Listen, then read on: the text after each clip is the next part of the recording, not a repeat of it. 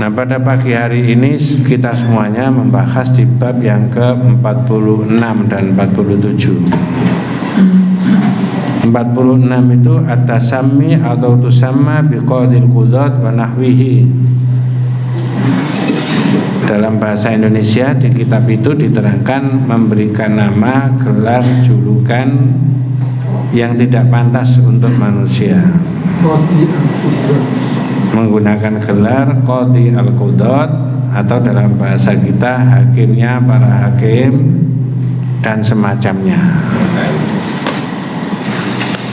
Jadi kalau qadi al-qudat, hakimul hukama, hakimnya para hakim, atau malikul amlak, rajanya para raja, itu hanya sebutan-sebutan itu miliknya Allah. Tidak ada pada diri manusia, dan tidak boleh manusia diberi julukan-julukan, gelar-gelar yang itu gelar dan julukan adalah miliknya Allah Subhanahu wa ta'ala.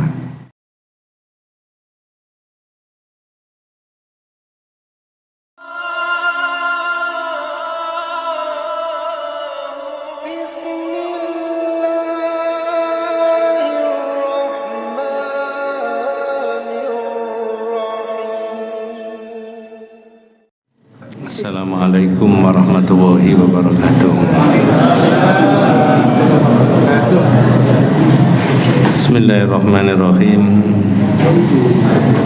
Innal hamdalillah nahmaduhu wa nasta'inuhu wa nastaghfiruhu wa na'udzu billahi min shururi anfusina wa min sayyiati a'malina. May yahdihillahu fala mudilla lahu wa may yudlil falan tajida lahu waliyyan mursyida. Asyhadu an la ilaha illallah wahdahu la syarika lah wa asyhadu anna Muhammadan abduhu wa rasuluhu la nabiyya ba'da. Allahumma shalli ala Muhammad wa ala ali Muhammad kama shallaita ala Ibrahim wa ala ali Ibrahim wa barik ala Muhammad wa ala ali Muhammad kama barakta ala Ibrahim wa ala ali Ibrahim fil alamin innaka Hamidum Majid. Amma ba'du. Ma'asyiral muslimin rahimani wa rahimakumullah, usikum wa nafsi bitaqwallahi faqad faza man ittaqa. Ibu-ibu, bapak-bapak, adik-adik, para jamaah rahimakumullah. Selama ini yang kita pelajari tentang tauhid itu adalah orang mengembalikan haknya Allah Subhanahu wa ta'ala, sehingga tidak ada dalam pandangan akidah atau tauhid haknya Allah itu boleh ditarik-tarik diberikan kepada manusia, nabi sekalipun. Saya ulangi, jadi tauhid itu adalah mengembalikan secara proporsional haknya Allah, dan haknya Allah itu jangan ditarik-tarik dikembalikan kepada manusia. Atau dengan bahasa lain, manusia itu tidak punya hak seperti haknya Allah. Tapi kalau orang bertanya, lalu apa haknya Allah? Jawabannya gampang. Hak untuk diibadahi, hak untuk mengatur seluruh alam, termasuk hak yang mengetahui yang gaib, hak untuk memberikan pengampunan dari dosa-dosanya manusia. Itu hanya ada pada Allah saja. Maka dua kalimat syahadat, asyhadu an la ilaha illallah wa asyhadu anna Muhammadar Rasulullah, itu maknanya tidak sama dengan. Artinya Nabi itu tidak sama dengan Allah. Di dalam diri Nabi Muhammad itu tidak ada unsur-unsur rububiyah. Apa maksudnya tidak ada unsur-unsur rububiyah itu? Tidak ada unsur-unsur Nabi Muhammad itu bisa disembah, itu tidak ada. Atau Nabi Muhammad itu punya hak untuk ikut mengatur dan menciptakan alam, benda, barang dan sebagainya. rububiyah juga tidak ada, uluhiyah juga tidak ada.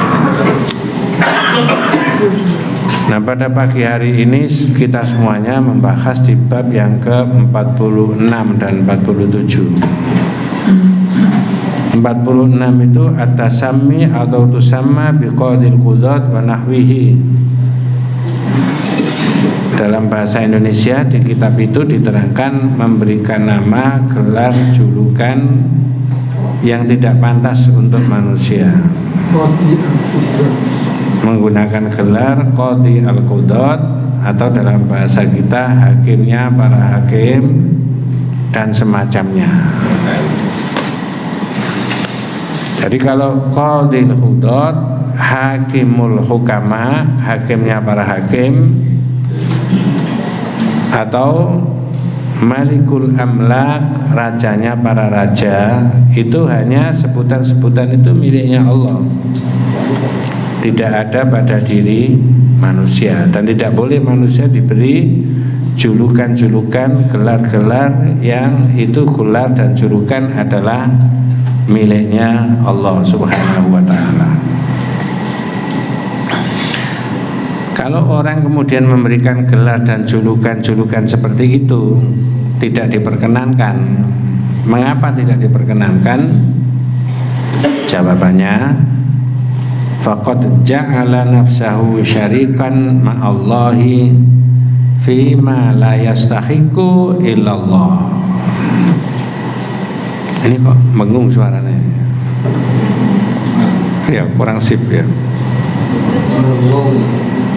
Ya. Jadi kalau orang diberi nama dengan qadil qudat, hakimnya para hakim, malikul amlak, rajanya para raja, itu sama dengan ja'ala nafsahu syarikan ma'allahi fima la yastahiqu illallah. Berarti menjadikan dirinya itu sebagai sekutunya Allah, karena tidak berhak seorang pun mendapatkan gelar julukan seperti itu. Sama dengan tidak seorang pun yang mengetahui yang gaib, sama dengan tidak seorang pun yang bisa menghapus dosa, sama halnya juga dengan tidak seorang pun yang bisa mengatur itu. Ya, maka tidak diperkenankan menggunakan itu tadi. Tapi ada keterangan tambahan begini: idza adzafna al-qudat wa khasarnaha bi ta'ifatin muayyanatin. Kalau sebutan-sebutan ini tadi, rajanya para raja, hakimnya para hakim, itu kemudian kita batasi pada ta'ifah muayyana, wilayah tertentu, masyarakat tertentu, atau bi baladin muayyanin, atau di negara tertentu. Siapa itu Pak? Hakimnya para hakim. Di mana? Di negara tertentu. Di mana? Di wilayah tertentu.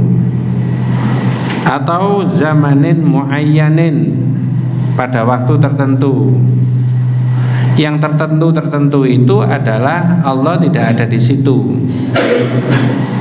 Kalau yang mutlak itu adalah Allah. Tapi kalau kita memberikan sebutan atau gelar atau julukan hakimnya para hakim, rajanya para raja, penguasanya para penguasa, tapi di daerah tertentu, di negara tertentu, di wilayah tertentu, atau zaman tertentu, bi zamanin muayyanin, lalu diberi contoh panjenengan.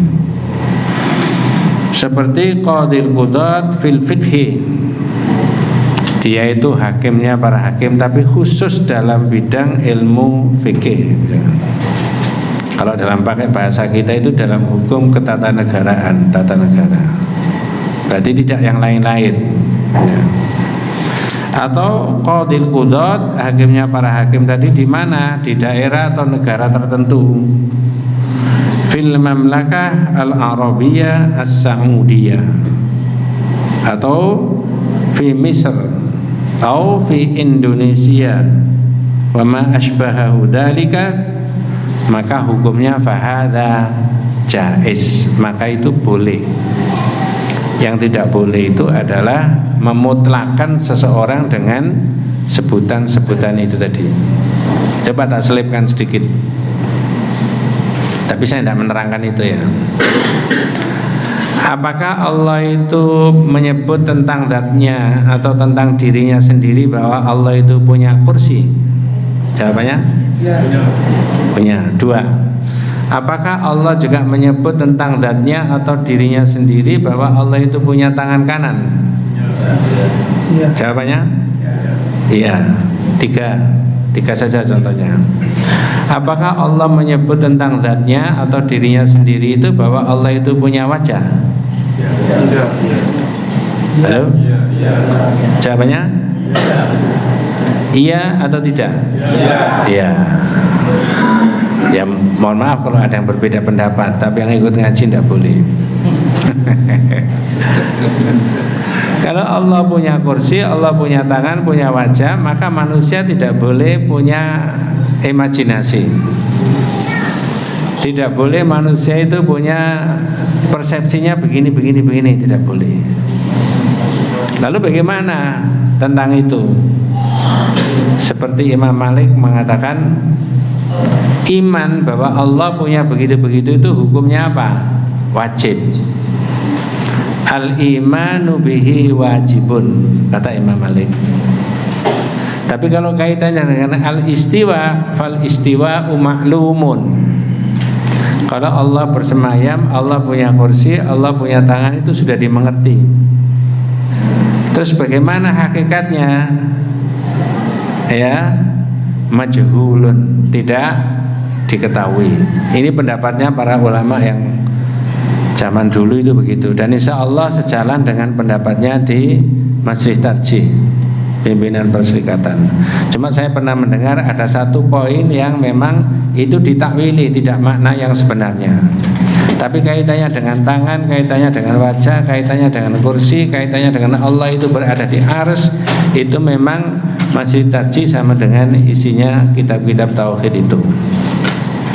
Seperti keterangannya Imam Malik tadi, al-imanu bihi wajibun. Iman bahwa Allah punya itu semuanya hukumnya apa? Wajib. Mengapa wajib? Ada di Quran. Satu. Yang kedua, terus bagaimana itu? Tidak diketahui. Ya. Tapi namanya kursi, namanya tangan, namanya wajah itu sudah dimengerti. Berikutnya penjelasannya Imam Malik, as-su'alu bid'atun. Kalau orang baru tanya sekarang 2024, itu barang baru pertanyaanmu, bid'ah. Mengapa kok begitu? Ayat itu zaman Nabi sudah ada, tapi tidak seorang pun yang tanya kepada Nabi bagaimana hakikatnya kursinya Allah, tangannya Allah, wajahnya Allah, Allah bersemayam di arsy. Coba saya tanya jenengan. Ini saya selipkan itu karena ada penyebutan-penyebutan yang untuk Allah seperti penyebutan untuk siapa? Manusia, makhluk. Betul Pak ya? Sedangkan di awal tadi saya katakan hak-haknya Allah itu tidak boleh ditarik-tarik disamakan dengan manusia. Maka ada perbedaan itu tadi. Ya, sangat berbeda. Kalau ada orang ngomong begini, itu kira-kira bagaimana reaksinya panjenengan, responnya? Loh, kalau Allah itu di arsy, berarti lebih dahulu mana antara Allah dengan arsy-nya? Satu, tidak usah dijawab dulu. Dua, kalau Allah itu berada di arsy, ya, lalu Allah itu turun sepertiga malam, berarti arsy-nya kosong. Ngerti maksudnya? Tiga, kalau Allah itu berada di arsy, lebih besar mana antara Allah dengan arsy-nya? Tidak usah dijawab, tapi saya bisa mengajukan pertanyaan lagi kepada kita semuanya. Itu pikiran-pikiran seperti itu atau pertanyaan-pertanyaan seperti itu pakai dalil apa pakai akal? Akal. Tapi kalau kaitannya dengan akidah, kaitannya dengan Allah, itu pakai dalil apa pakai akal? Nah, di situ bedanya. Dengan segala hormat saya kepada Pak Ustadz, Pak Kiai, Di YouTube saya pernah menemukan ada seorang ustadz levelnya nasional tanya sama Pak Kiai di levelnya nasional. Tetapi pertanyaan itu bermaksud untuk membantah bahwa Allah berada di ars. Titik tekannya pembahasannya adalah ars. Saya tidak usah sebutkan nama ustadznya dan nama Pak Kiainya supaya tidak sampean cari. Ya. Inisial. Pak Ustadz tanya sama Pak Kiai, Pak Kiai, itu sebagian saudara kita umat Islam itu mengatakan Allah itu berada di arsy. Itu gimana Pak Kiai? Pak Kiai dengan jawab dengan tegas,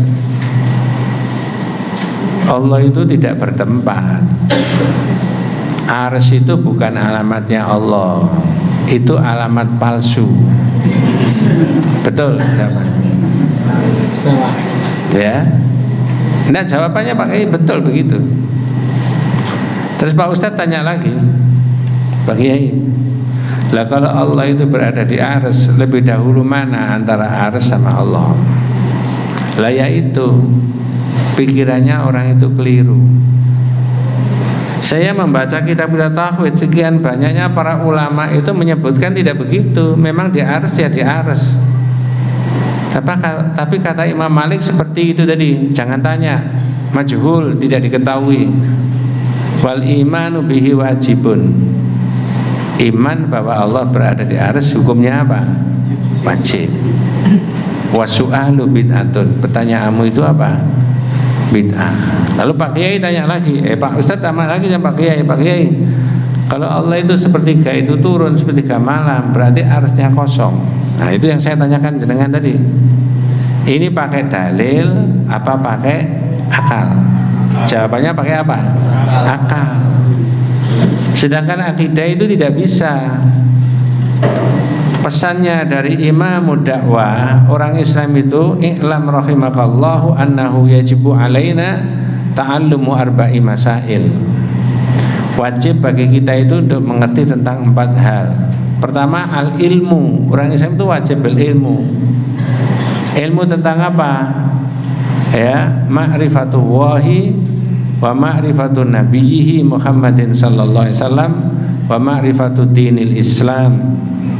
Yaitu mengerti tentang Allah, mengerti tentang Nabi, mengerti tentang agama. Mengerti itu semuanya harus pakai apa? Dalil. Tidak boleh pakai apa? Akal. Wabil khusus tentang Allah itu tadi. Maka dalam kitab itu at-tusammi atau tasammi biqadil qudat wa nahwihi, memberikan gelar, julukan dan sebagainya. Itu kata Rasulullah, inna akhna'a ismin indallahi rajulun tusamma malikal amlak la malika illallah. Ada bahasa Indonesianya? Ya.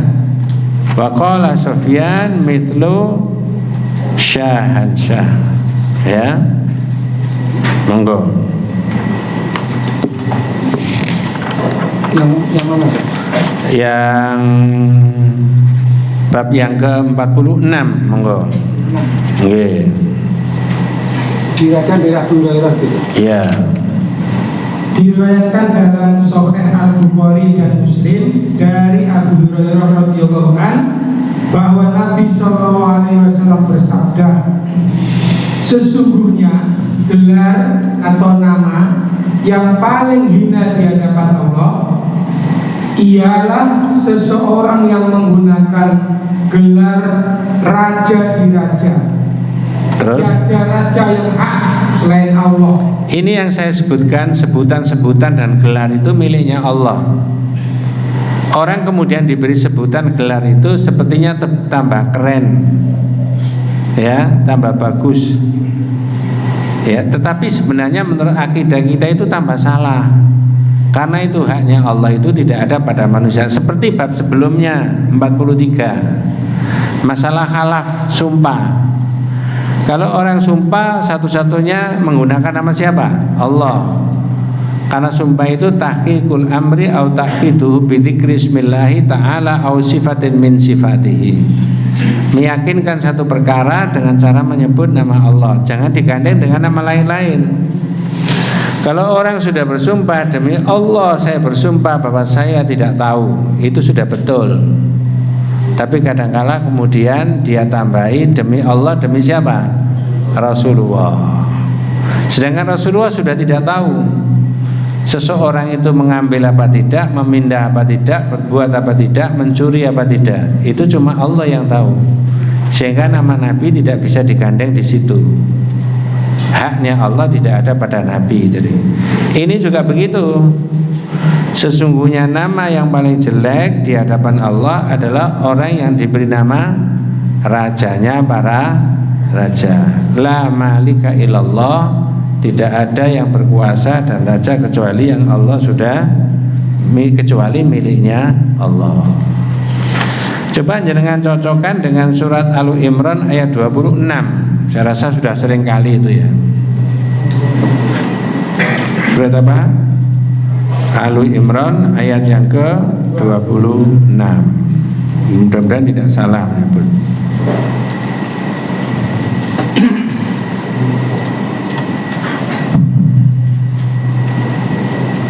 Nggih. Gampang dicari ayatnya. Nggih. Ada bahasa Indonesianya? Katakanlah Muhammad, wahai Tuhan pemilik kekuasaan. Siapa yang memiliki kekuasaan? Malikal mulki, kulillahumma malikal mulki. Katakan Muhammad, sesungguhnya Allah, engkaulah yang memiliki seluruh kekuasaan.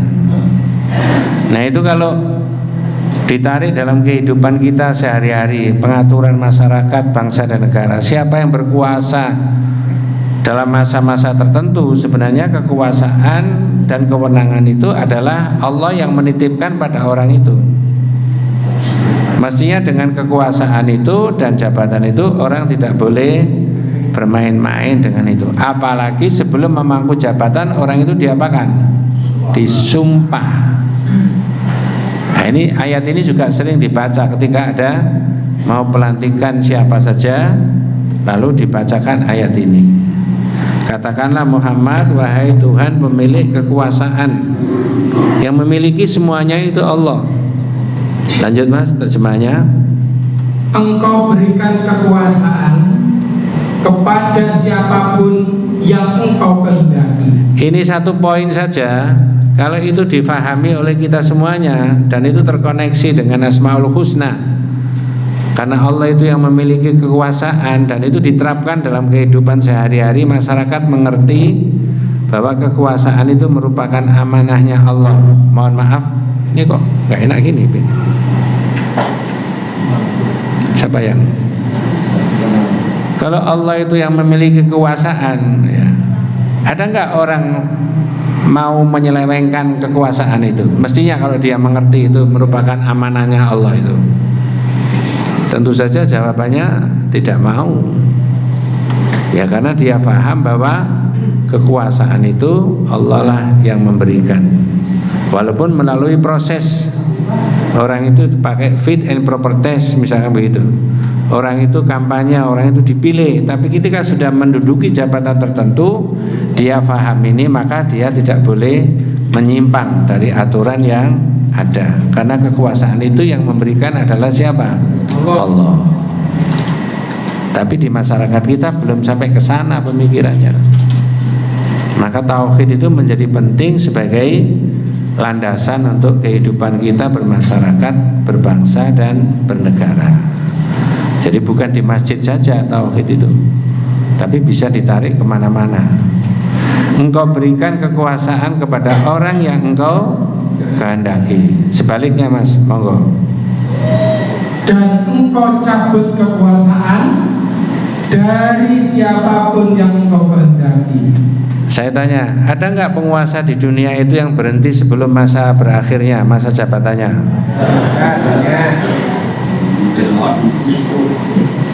Fir'aun itu kan klasik, sudah ada di Quran. Zaman modern maksud saya, ada nggak? Ada. Sampai berharap terulang lagi atau tidak terulang? Ya semoga tidak gitu kan. Itu orang bisa mempelajari ini, Pak. Saya itu berhenti sebelum masa jabatannya karena kesalahan saya begini. Betul, Pak. Ya. Orang yang dulu tidak membayangkan bahwa dia itu akan mencicipi pakai rompi oranye, sekarang bisa pakai rompi oranye kan? Ngerti maksudnya? Ya. Gak ngerti ya kebangetan sampean. Ini kesalahannya slip di sini kan. Dia memahami jabatan itu adalah untuk dirinya, dan dirinya lah yang memperoleh sebuah kekuasaan dan jabatan tadi. Bukan itu merupakan pemberian Allah yang Allah bisa berikan kepada siapa saja. Sebaliknya Allah juga bisa menarik kekuasaan itu dari orang yang ia kehendaki. Maka secara samar-samar tadi saya sebutkan, apa ada di dunia ini penguasa yang berhenti sebelum masa berakhirnya, belum berakhir masa jabatannya? Banyak. Ya karena ada kesalahan tadi yang tidak melalui rel yang sebenarnya. Lanjut mungkin. Wa tu'izzu man tasha wa tudhillu man tasha. Monggo. Engkau muliakan siapapun yang kau kehendaki, dan engkau hinakan siapapun yang engkau kehendaki. Ya. Jadi itu sudah mutlak. Allah itu tidak bisa diintervensi oleh siapa saja. Engkau muliakan siapa yang kau kehendaki dan engkau hinakan terhadap orang yang kau kehendaki. Dihinakan oleh Allah karena orang itu menyimpang dari nilai-nilai yang benar. Fir'aun itu menurut rakyatnya adalah orang yang mulia, tapi menurut Allah orang yang paling apa? Hina. Tapi ini Fir'aun Mesir. Biyadikal khair innaka ala kulli syai'in qadir. Di tangan engkaulah segala kebajikan, sungguh engkau maha kuasa atas segala sesuatu. Jadi bab ini sangat sederhana. Saya ulangi, haknya Allah itu tidak boleh ditarik-tarik untuk diberikan kepada manusia. Walaupun ini sekedar apa? Sebutan saja. Sebutannya Allah itu Qadil Qudat, rajanya para raja. Malikul Amlak, rajanya para raja. Hakimul Hukama, alaihissallahu biahkamil hakimin. Itu Allah, maka jangan ditarik-tarik ke diberikan manusia. Jika ada manusia yang diberi seperti itu, dalam hadis sahih ini riwayat Imam Bukhari Muslim, ya. Al-Bukhari menulis dalam hadis nomor 6206, Imam Muslim menulis dalam hadis nomor 2142. Orang yang demikian, inna akhna ismin indallahi, sesungguhnya nama yang jelek di mata Allah adalah rajulun tusamma malikul amlak, orang yang diberi nama dan diberi gelar rajanya para raja. Tidak ada penguasa raja kecuali Allah. Seperti sebutan yang lain, qala Sufyan mithlu syahansyah. Monggo. Sufyan mengemukakan contoh dengan berkata seperti gelar syahansyah. Syahansyah itu apa? Bahasa mana itu? Ada yang menyebut ini bahasa Persia, ada yang tahu ya di antara kita. Dulu sebelum Iran itu menjadi Republik Islam Iran, negara itu bentuknya apa? Rajanya namanya siapa? Reza Pahlavi. Ya. Sebutannya apa dia dalam bahasa mereka? Ya itu tadi yang disebutkan dengan Syahansyah, Reza Pahlavi. Ya. Tapi kemudian terjadi people power enggak? Tahun berapa? 1979. Rajanya lari kemana? Lamongan ya bu. Ke Amerika. Mati di sana dan susah keluarganya semuanya. Lalu berubahlah Iran itu menjadi negara Republik Islam Iran. Ya, dulu kerajaan. Julukannya ya kayak itu tadi. Sebelum negara itu terbentuk, kerajaan itu terbentuk, Rasulullah sudah terlebih dahulu menyatakan seperti itu. Kata Sufyan, mithlu syahansyah, rajanya para raja. Tidak ada rajanya para raja. Sekuat-kuatnya manusia, segagah-gagahnya manusia, itu ada masa-masa orang itu mengikuti hukum Allah tidak berdaya. Berikutnya Sekarang kita nyambung di 47, karena ini ada kemiripan antara yang 46 dan 47. Judulnya yang 47 adalah Ikhtiramu asma'illah wa taghayyurul ism li ajli dzalik. Dalam bahasa kita, dalam bahasa Indonesia di kitab itu apa? Memuliakan asma nama-nama Allah Ta'ala dan mengganti nama untuk tujuan itu. Saya cek berkaitan dengan Asmaul Husna sebelum dibahas bab 47. Asmaul Husna itu bahasa Indonesianya apa? Jawabannya nama-nama Allah yang baik. Berarti apa ada nama Allah yang tidak baik? Jelas jawabannya tidak ada. 3 pertanyaan. Apa karakteristik daripada Asmaul Husna itu? Jawabannya Tidak tahu. apa sudah diterangkan apa belum? Saya rasa lebih baik sudah Pak Ustadz tapi lupa. Nah, itu. Sedikit saya sebutkan ya. 1, Asmaul Husna itu a'lam wa awsaf wa a'mal, Pak. Nama, sifat dan perbuatan Allah itu sama. Kalau nama-nama Allah itu baik, maka sifat Allah juga apa?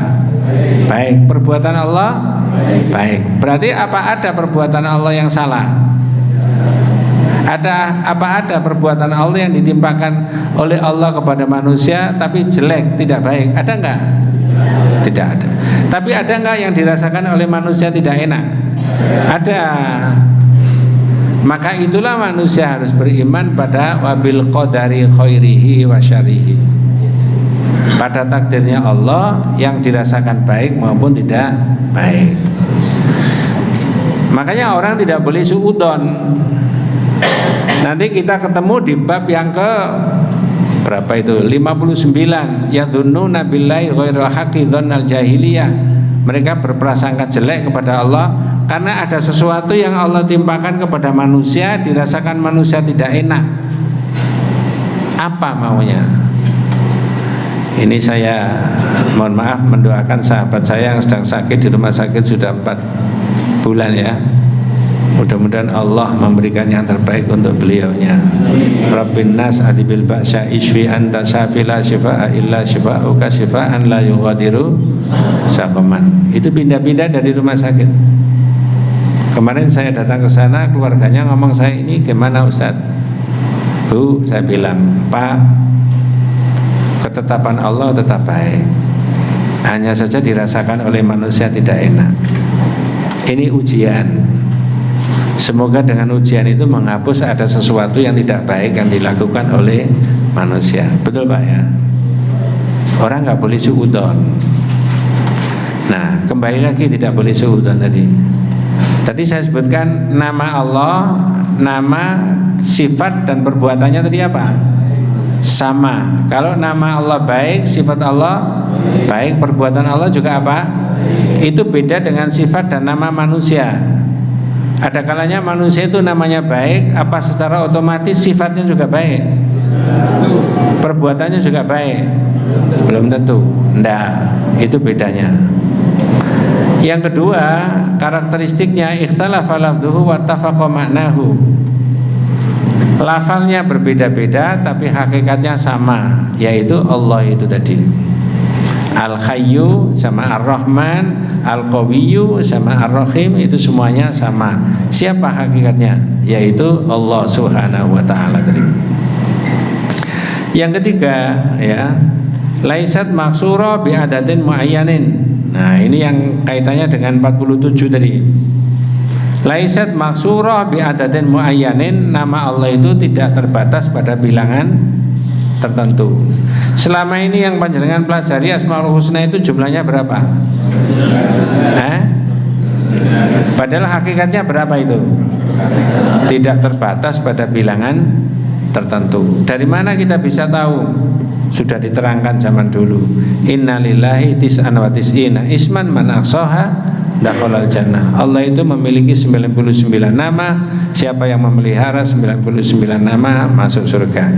Yang 99 nama inilah yang harus dipelihara. Karena ada lafal lain, hadis lain yang menyebutkan as'aluka bikulli ismin huwa laka samaita bihi nafsaka. Ya Rabb, ya Allah, aku mohon kepadamu dengan namamu yang kau berikan, namamu yang kau tulis dalam kitabmu, au anzaltahu fi kitabika, atau namamu yang kau turunkan dalam kitabmu, au allamtahu ahadan min khalqika, atau engkau ajarkan kepada salah seorang di antara hambamu, au ista'tharta fi ilmil ghaibi indaka, atau namamu yang kau simpan dalam ilmumu yang ghaib. Berarti nama Allah itu lebih dari 99. Nah, bab 47 itu ketika ada orang mengambil nama Allah itu maka tidak diperkenankan. Maka judulnya mengganti nama Allah, ya, menghormati nama Allah dan mengganti nama karena menghormati nama Allah. Ini ada orang yang keliru namanya, julukannya keliru, tapi oleh Nabi kemudian diganti dengan yang lain. Hadisnya cuma satu, riwayat Imam Abu Dawud, ya. Hadis ini derajatnya hasan menurut penelitian Al-Utsaimin, ya. An Abi Syuraih annahu yukna Abul Hakam faqala lahu Nabiyyu sallallahu alaihi wasallam. Ada bahasa Indonesianya? Enggak. Diriwayatkan dari Abu Syuraih bahwa ia sebelumnya diberi kunyah sebutan nama panggilan Abul Hakam. Nah, coba Abul Hakam bahasa Indonesianya apa? Bapaknya Hakim. Seolah-olah Abu Syuraih ini adalah sumber hukum. Nah, jadi namanya Abu Syuraih, tapi lama-lama dipanggil Abul Hakam, bapaknya hukum. Seolah-olah semua hukum itu sumbernya dari Abu Syuraih. Yang sumber hukum itu cuma Allah dan Rasul. Maka saya pernah mengatakan istrinya Rasulullah itu boleh cerita-cerita pribadinya Nabi. Betul Pak ya? Betul. Mengapa? Ya karena suaminya itu sumber hukum. Ya, istrinya dicium, besok lagi cerita. Dicium dalam arti bulan Ramadan, ya, dirangkul. Bagaimana caranya Rasulullah mandi besar, istrinya cerita. Lah istri kita ya tidak boleh cerita, karena kita ini bukan sumber hukum, Sumber masalah. jangan. Saya sudah berkali-kali di tempat yang lain saya ditanya, Ustadz itu istrinya Nabi habis dicium Nabi kok cerita? Apa kita juga boleh? Maksudnya tidak boleh Bu, menggilani saya bilang gitu. Ya. Itu sosialisasi hukum itu saat itu dengan cerita-cerita begitu. Lalu para sahabat itu punya kesimpulan, oh kalau begitu Ramadan pegang istri, mencium istri itu tidak apa? Batal. Tapi kata Aisyah, walakinnahu amlakakum li'irbihi. Tapi Nabi itu kata Aisyah orang bisa menahan, ya, menjaga. Nah ini ada orang diberi nama Abu Syuraih, Abul Hakam, ya. Terus orang ini ditegur sama Nabi. Apa tegurannya Nabi?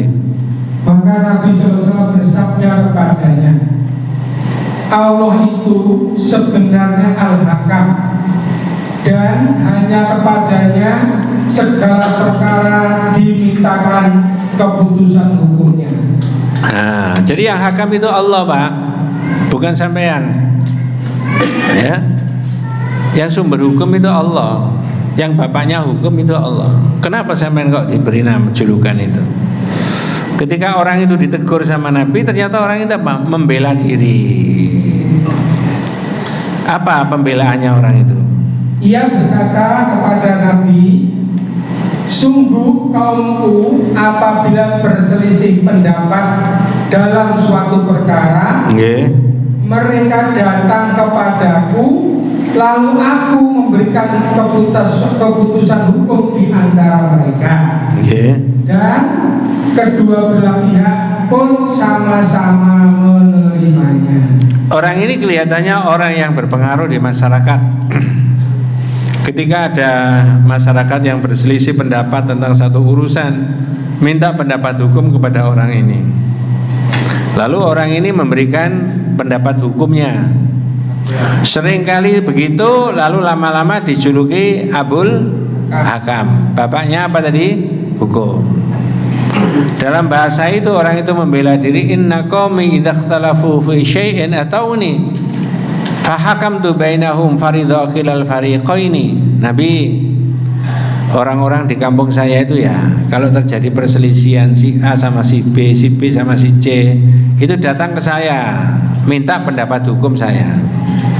Terus saya seringkali memberi pendapat hukum, tapi endingnya diterima oleh keduanya tadi. Si A juga terima, si B. Terus begitu lama-lama saya dipanggil sebagai bapaknya hukum.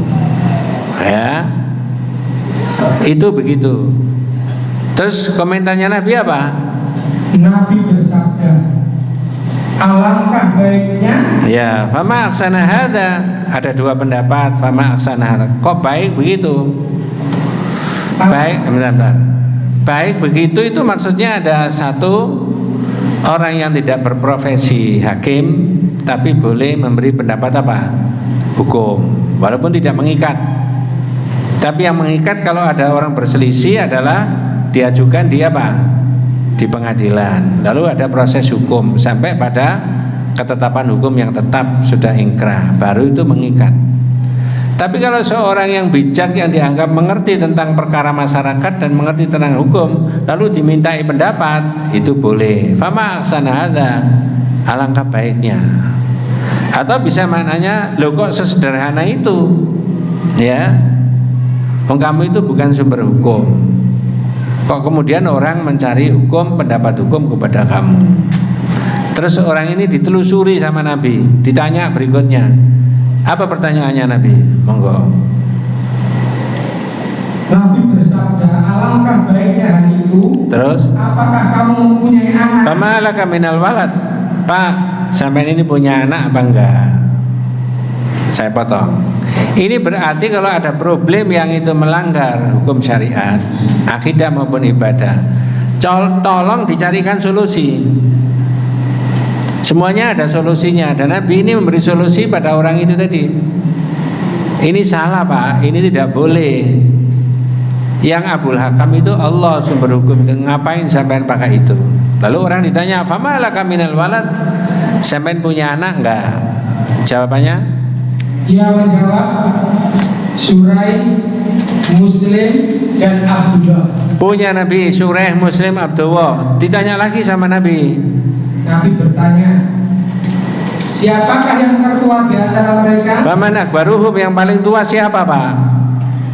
Suraih jawab. Suraih. Kalau begitu? Nabi bersabda, kalau begitu kamu adalah Abu Suraih, bapak Suraih. Ya, kalau begitu kamu itu Pak mestinya bukan Abul Hakam, tapi Abu apa? Suraih. Ya. Kalau anak yang pertama itu namanya Jahal, berarti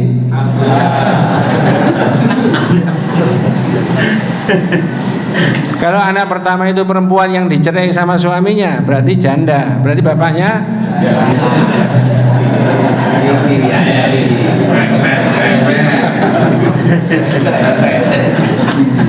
itu begitu. Fama laka minal walad, sampean punya anak enggak Pak? Suraih, Muslim, Abdullah. Punya Nabi 3, Suraih, Muslim, Abdullah. Faman akbaruhum, yang paling tua siapa? Suraih.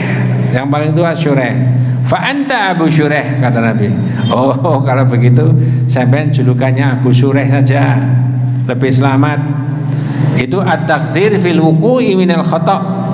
Berhati-hati di dalam menyebutkan sebutan tadi supaya tidak terjadi kesalahan. Bukan Abul Hakam tapi Abu Suraih. Jadi dua bab itu memposisikan hak-haknya Allah itu tolong dikembalikan kepada Allah, tidak ada pada manusia. Sederhananya begitu.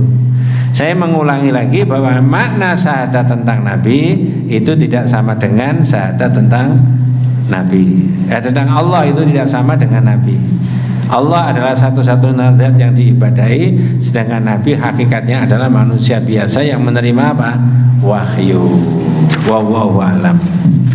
Nanti bab 48 itu agak beda ya, pembahasannya agak sangat amat berbeda. Man hazala bi syai'in fihi dzikrullah awil Qur'an awil Rasul. Orang yang bersendak gurau, tapi yang disebutkan itu apa? Al-Quran, Allah, dan siapa? Rasul. Kalau pakai bahasa populer di masyarakat kita, bab 48 itu adalah penistaan agama. Bagaimana hukumnya orang yang menista agama? Nanti dibahas bulan depan aja. Wallahu a'lam. Ya, ada yang ditanyakan? Di masyarakat kita sering mendengar angka Samsun, angka Badrun, angka Nurul, angka Nuri. Secara tauhid boleh dikatakan mohon pencerahannya. Nabi itu cahayanya adalah syariatnya itu. Tapi kalau Allah cahayanya itu zatnya. Allahu nuru samawati wal ardi. Allah itu cahaya langit dan bumi. Nah sekarang saya tanya, kalau Allah itu cahaya langit dan bumi, maka jangan ada siapapun yang digelari mirip dengan sebutannya untuk Allah itu tadi. Ya. Berikutnya, Nabi tadi saya sebutkan, cahaya Nabi itu adalah syariat yang dibawa oleh Nabi. Al-Quran dan Sunnah itu memberikan cahaya kepada seluruh umat manusia, bukan zatnya Nabi. Tapi kalau Allah adalah zatnya, Allah itu bercahaya langit dan bumi. Bagaimana cahayanya? Ya tentu saja kita bisa menyebut cahaya, tapi hakikatnya berbeda antara cahayanya matahari dengan cahayanya Allah. Nah, tapi kalau kita kombinasi dengan hadis-hadis yang berbeda, kalau jenengan balik ke bab 19, di situ ada keterangan, la tutruni kama atrati nasara Isa bin Maryam, innama ana abdun faqulu abdullahi wa rasuluhu. Ya, coba dilihat bab 19. Nanti saya lihatkan di kitab yang berbeda lagi. Ya, bab 19. Di tengah-tengah itu ada hadis.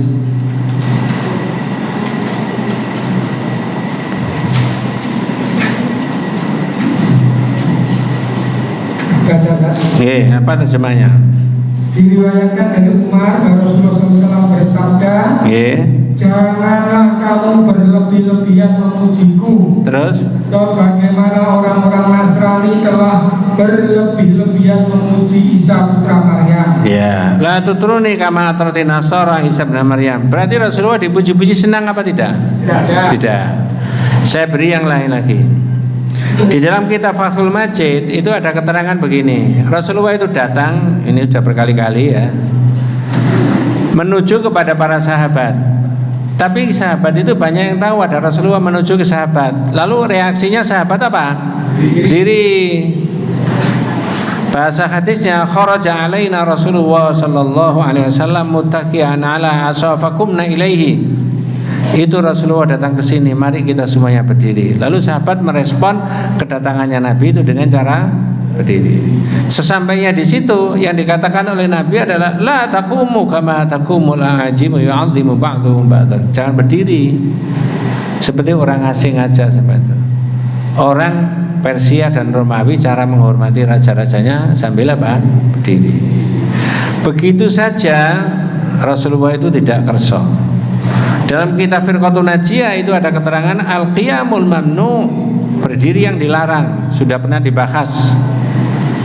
Nah, itu tadi yang dibaca, Nabi melarang la tutruni kama atrati nasara Isa bin Maryam, innama ana abdun faqulu abdullahi wa rasuluhu. Janganlah kalian memuji-muji aku seperti orang Nasrani memuji-muji Al-Masih ibnu Maryam.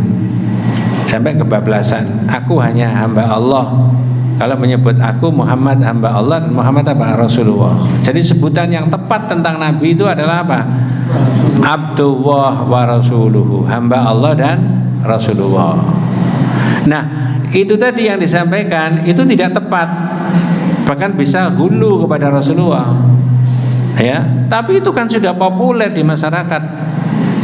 Dari sisi akidah, ya, pijakannya bukan populer dan tidak populernya, berdasarkan syariat apa tidaknya.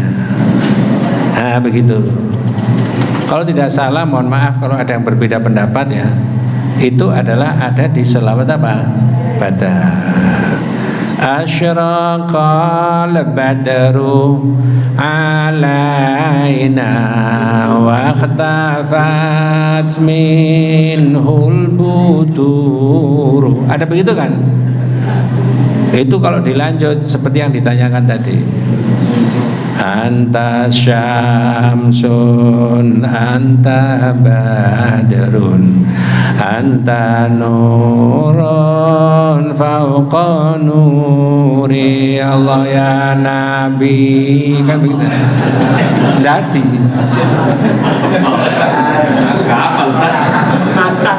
Kalau sekedar lagu. Nah, sekarang kalau sudah lagu, mohon maaf ya, ini sudut pandangan tauhid. Kalau saya salah mohon dikoreksi. Kalau sekedar lagu itu nanti perbandingannya sama dengan ini kan sekedar seni. Ini kan sekedar budaya. Ini kan sekedar macam-macam lah. Apakah lagu, seni dan budaya termasuk budaya berbusana itu boleh melanggar syariat? Jawabannya tidak boleh. Justru standar kita dulu adalah ada di syariatnya, di akidahnya. Lalu berdasarkan akidah itu, berdasarkan ibadah itu, kemudian kita kembangkan seni boleh. Insya Allah di Perserikatan begitu pola pikirnya. Bukan dikembangkan seni secara bebas, tetapi standarnya dulu dipakai akidahnya. Ini nabrak syariat apa tidak? Tapi sampean jangan tanya surat Asy-Syu'ara ya, jangan. Ya, ya. Sudah banyak yang bahas dan bukan kapasitas ilmu saya di situ. Wallahu a'lam. Ya. Nggih, monggo. Bismillahirrahmanirrahim. Bismillahirrahmanirrahim. Hari ini kita belajar jangan memberi nama yang itu adalah namanya Allah. Iya. Ya, seperti misalnya Rahman. Nah, tapi orang-orang kemudian memberi tambahan supaya tidak seperti Allah, misalnya Abdul Rahman, Abdul Rahim. Nah, sekarang pertanyaan saya Ustaz, bukan memberi nama, memanggil. Kadang-kadang kita manggil Hai Rahman, kan itu kan sebenarnya nama Allah. Hai Rahim, atau Wahyu Ainul Robi, Robi, nah Robi itu kan Tuhan gitu ya. Nah ini gimana kalau kita memanggil yang sebenarnya itu adalah namanya Allah. Terima kasih Ustaz. Assalamualaikum warahmatullahi wabarakatuh. Nanti kita ketemu bab yang ke-50 membahas itu ya. Masih agak lama. Ya. Bab 50 itu kita ketemu itu. Coba dilihat bab 50 apa judulnya itu. Memberi nama yang diperhambakan kepada selain Allah. Tetapi bukan itu yang ditanyakan memanggilnya. Pertanyaannya sudah betul Abdurrahman, Abdurrahim. Tapi bagaimana memanggilnya? Dalam pandangan ini sebenarnya memanggilnya saja juga harus diselaraskan dengan namanya itu. Kalau manggil Rahman saja berarti itu memanggil Allah. Manggil Rahim saja itu berarti memanggil Allah.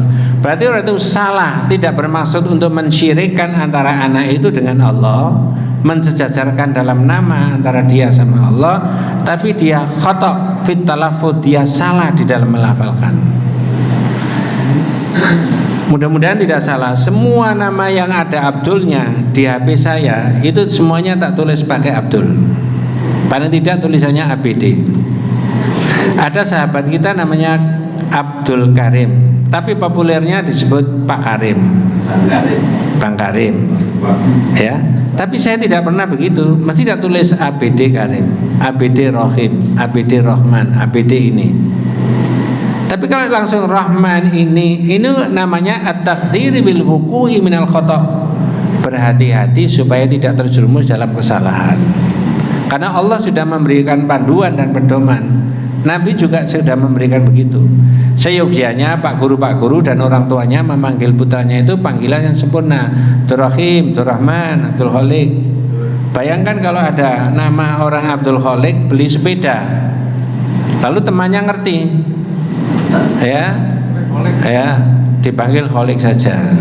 Terus Khalik jawab, mana sepedamu? Sepeda saya disilih Rohim. Berarti disilih siapa itu? Nah,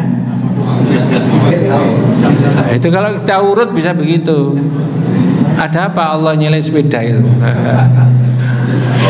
Jadi seyogyanya memang ditulis lengkap dan dipanggil lengkap, walaupun sebenarnya orang itu tidak bermaksud mensyirikkan antara nama itu dengan Allah. Dia salah di dalam apa? Melafalkan. Nanti bab 50 itu. Tapi bab 50 itu ceritanya agak panjang. Intinya hanya nama depan harus pakai Abdul, tapi proses yang kaitannya dengan surat agak panjang di situ. Al-A'raf 189 90 itu keterangannya tentang Nabi Adam. Wallahu a'lam. Cukup Pak. Nah, mudah-mudahan kita semuanya senantiasa diberikan rahmat, diberikan barokah hidayah Allah Subhanahu wa taala. Adanallahu wa iyyakum ajmain. Kita tutup dengan doa kafaratul majlis. Subhanakallahumma wa bihamdika asyhadu an la ilaha illa anta astaghfiruka wa atubu ilaik. Assalamualaikum warahmatullahi wabarakatuh.